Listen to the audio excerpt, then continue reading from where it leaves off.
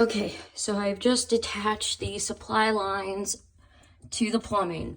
Always in your P-trap, you're gonna find gross. That's just backed up water that smells very bad.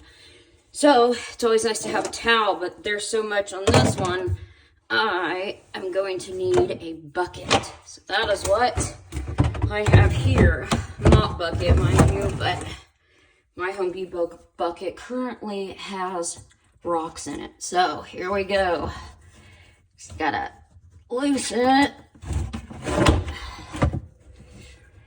I've made this mistake once before and didn't have a bucket. Now, that is some raunchy stuff.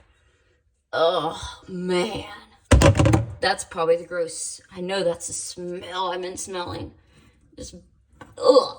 I'm not going to pull all that hair out of there. So next will be to detach that piece so that the entire vanity can be pulled out and